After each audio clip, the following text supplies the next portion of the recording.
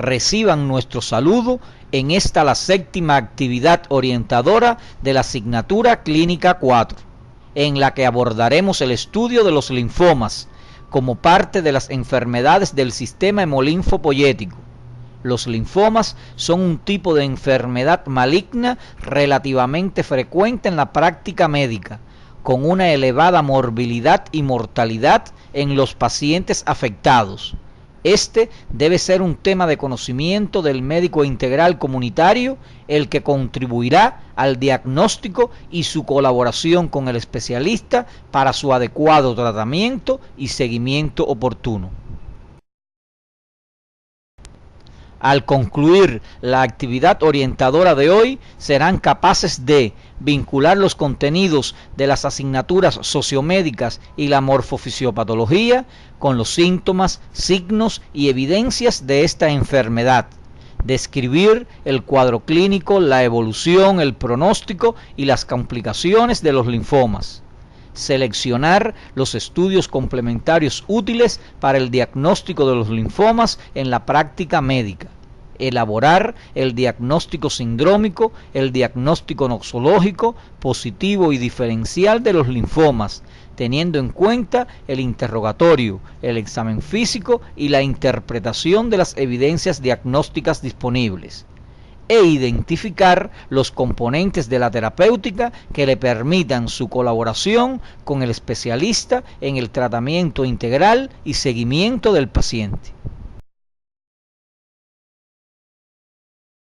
Los linfomas son un grupo heterogéneo de enfermedades malignas caracterizada por la proliferación neoplásica de la porción linforeticular del sistema retículo endotelial, que afecta sobre todo a las células de la serie linfocítica e histiocytica.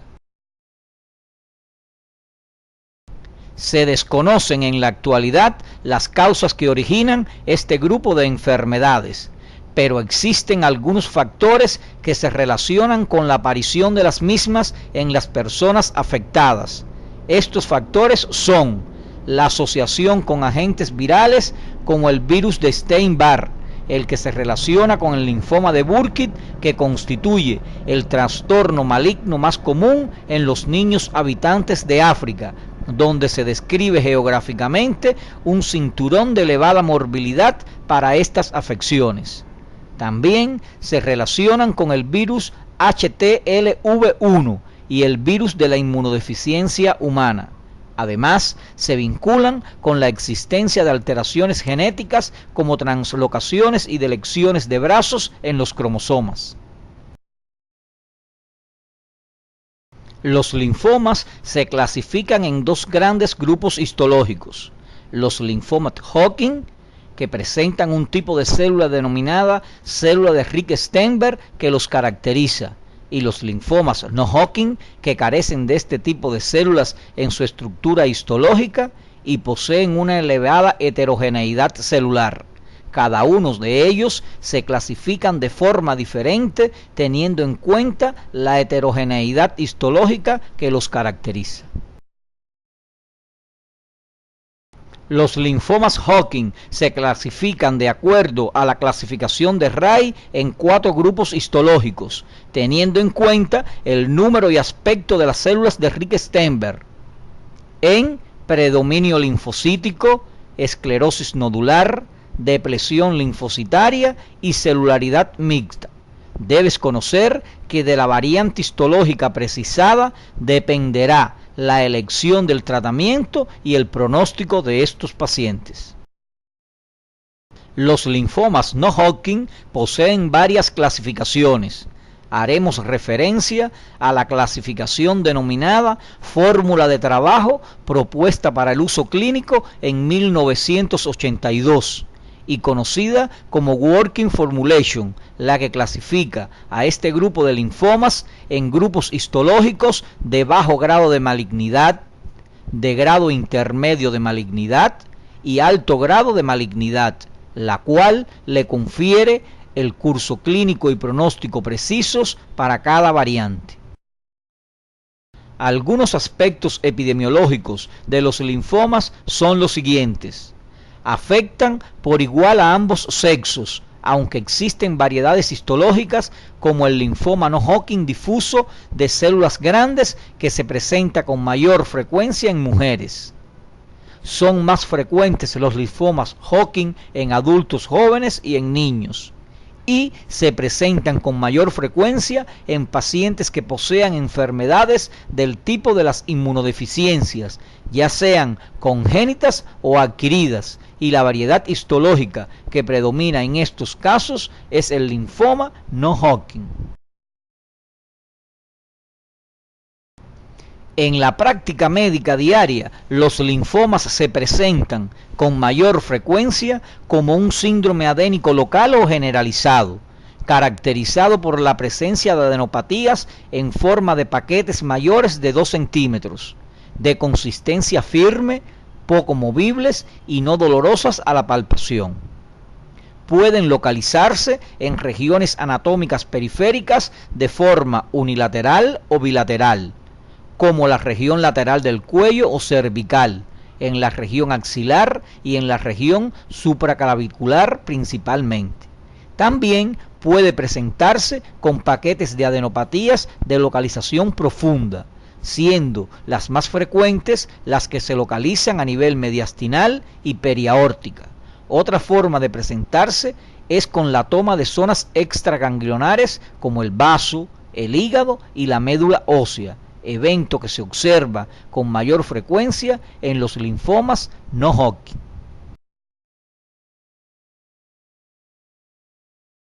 En los enfermos pueden existir síntomas generales acompañando al síndrome adénico, el cual consiste en la presencia de 3 elementos esenciales que son la pérdida de peso de más del 10% en los últimos 6 meses, fiebre inexplicable y sudoraciones nocturnas.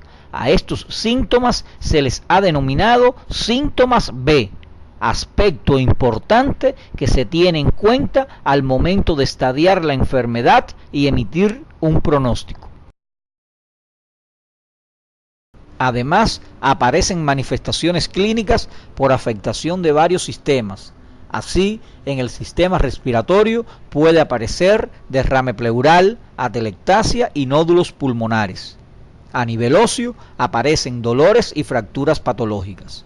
Como expresión de la afectación del sistema nervioso pueden encontrarse paraplegias y dolores radiculares compresivos y síntomas del sistema nervioso central como convulsiones, coma y demencia, principalmente en pacientes portadores de SIDA. En la piel es frecuente la aparición de prurito, que llega a ser severo y muy molesto para el paciente. Otras manifestaciones cutáneas incluyen hiperkeratosis, lesiones psoriasiformes y eritema nudoso. Las manifestaciones clínicas descritas anteriormente pueden presentarse en cualquier variedad de linfoma, ya sea Hodgkin o no Hodgkin. No obstante, entre ellos clínicamente existen algunas diferencias que a continuación les exponemos. Los linfomas Hodgkin tienen mayor presentación ganglionar que extraganglionar. Predominan en adultos jóvenes y en niños. La respuesta al tratamiento es más favorable y los pacientes en su mayoría presentan síntomas B. Por su parte, los linfomas no Hodgkin poseen un 25% de presentación extraganglionar, predominan en adultos mayores de 45 años, pueden debutar como una complicación, por ejemplo, el síndrome de la vena cava superior que produce edema en esclavina, y no siempre se describen los síntomas B.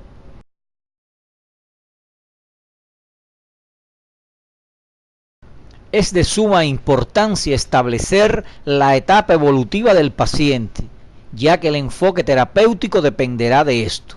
La estadiación es la determinación de la localización y extensión de la enfermedad.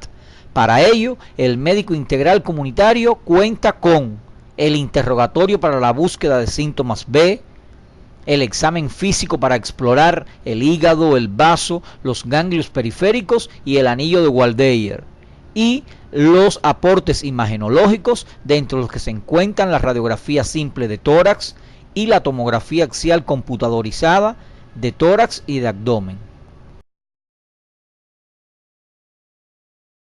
Internacionalmente, los linfomas se estadían de acuerdo a los criterios de Ann Arbor, teniendo en cuenta el número de regiones ganglionares o extraganglionares afectadas y a la presencia de síntomas B. Se utilizan con el objetivo de comprobar la extensión de la enfermedad en el paciente, evaluar el pronóstico y elegir el tratamiento a seguir. Así tenemos los siguientes estadios. Estadio 1, afectación de una región ganglionar aislada o afectación localizada de un órgano o sitio extraganglionar.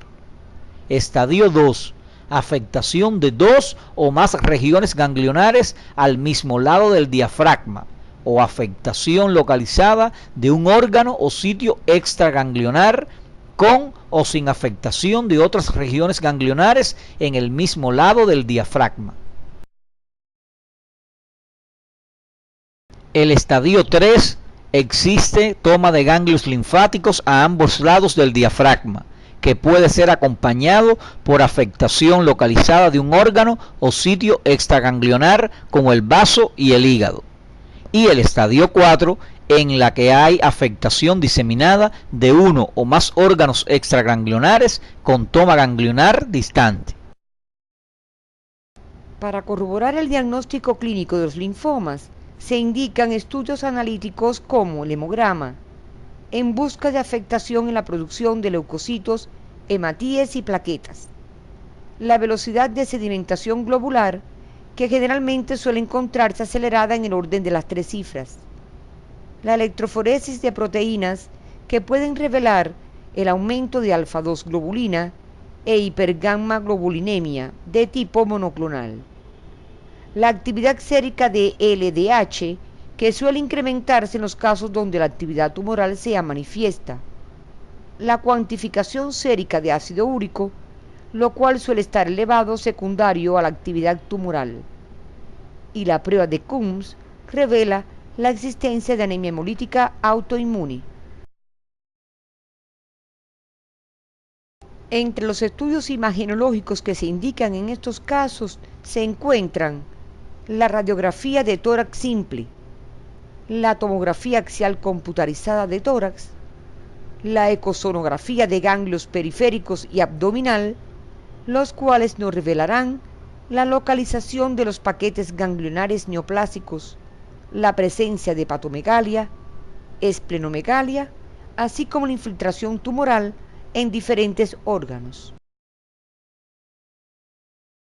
Para confirmar el diagnóstico de los linfomas y determinar su variante histológica, se hace imprescindible la indicación de estudios anatomopatológicos como la biopsia de una de las regiones ganglionares afectadas, preferiblemente de localización periférica.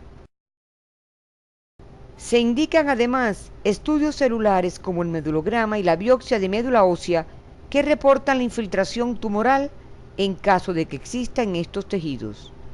Los estudios microbiológicos como la serología BDRL, urocultivos, exudados nasofaringios, estudio de las heces fecales, determinación del antígeno de superficie hepatitis B, anticuerpos C, serología VIH, se indican con el objetivo de descubrir algún proceso infeccioso que pueda poner en peligro la vida del paciente durante el tratamiento.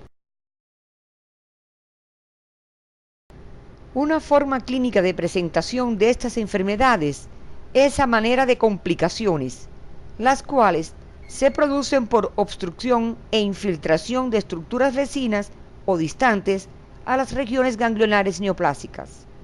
Así tenemos que en el sistema respiratorio puede existir derrame pleural, neumonía, obstrucción de vías aéreas superiores.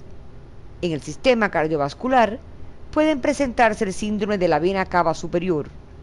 En el sistema digestivo puede existir ictero obstructivo, así como oclusión intestinal. A nivel del sistema nervioso central pueden existir paraplegias por compresión e infiltración de la médula espinal, además de linfomas cerebrales más frecuentes en pacientes afectados por VIH. Otra forma de presentación es como una anemia hemolítica autoinmune que se presenta sobre todo en los linfomas no Hodgkin y en aproximadamente en el 10% de ellos. Existen factores pronósticos para los linfomas que predicen la evolución de los pacientes. Estos factores son internacionalmente reconocidos y no son más que características de la enfermedad que posibilitan un peor pronóstico de vida. A medida que un paciente presenta mayor cantidad de estas características, peor será su pronóstico. Estas características a las que nos referimos son edad mayor de 50 años, variedad histológica, estadios 3 y 4 de la enfermedad, con toma o no de regiones extraganglionares, presencia de masa tumoral mediastinal, niveles de LDH elevados y respuesta inadecuada al tratamiento. Generalmente se plantea que los linfomas no Hodgkin presentan peor pronóstico que los linfomas Hodgkin. El médico integral comunitario debe conocer que el tratamiento de estas enfermedades se efectúa a nivel hospitalario, con medicamentos antineoplásicos como los citostáticos y en muchas ocasiones radioterapia. Se aplican a manera de ciclos entre 21 y 30 días.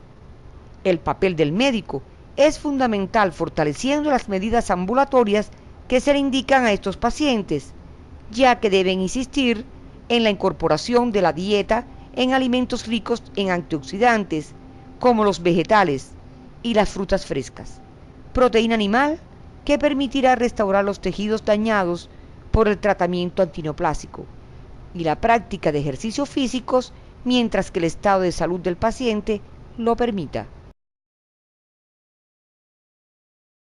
Otra opción terapéutica que es utilizada con muy alta frecuencia en los pacientes con diagnóstico de linfoma de mal pronóstico es el trasplante de médula ósea, que permite efectuar la curación de la enfermedad. Es cierto que no todas las personas enfermas por esta neoplasia pueden someterse a un trasplante de médula ósea debido al alto costo económico que eso implica para el paciente y su familia. Pero a medida que nuestros pueblos logren llevar la salud para todos de manera gratuita, posibilitarán la aplicación de este tan importante tratamiento a todos los pacientes necesitados. Al concluir la actividad orientadora llegamos a las siguientes conclusiones. Los linfomas son un grupo muy heterogéneo de enfermedades malignas que predominan en ambos sexos y en pacientes de cualquier edad con elevada morbilidad y mortalidad sobre las personas afectadas. Se clasifican en dos grandes grupos histológicos, que son linfomas Hodgkin y los linfomas no Hodgkin. Clínicamente se presentan con mayor frecuencia como un síndrome adénico local o generalizado, aunque pueden debutar con un cuadro clínico que corresponda con alguna complicación de la enfermedad. Existen estadios que permiten definir la extensión, el pronóstico y el tratamiento del paciente. La sospecha diagnóstica inicial de esta enfermedad depende de la actuación oportuna del médico integral comunitario, teniendo en cuenta las principales manifestaciones clínicas propias o las complicaciones que pueda presentar. El tratamiento utilizado en estos pacientes debe ser reforzado por el médico integral comunitario en el área de salud mediante la indicación de una dieta adecuada y la realización de ejercicios físicos. Las enfermedades del colágeno o colagenosis son un grupo de enfermedades que presentan una frecuencia no despreciable en la práctica médica y afectan con mayor frecuencia a pacientes jóvenes en los que produce importante invalidez y morbilidad. Ejemplo de ellas son el lupus eritematoso sistémico y la artritis reumatoide. En la próxima actividad orientadora estudiaremos este grupo de enfermedades.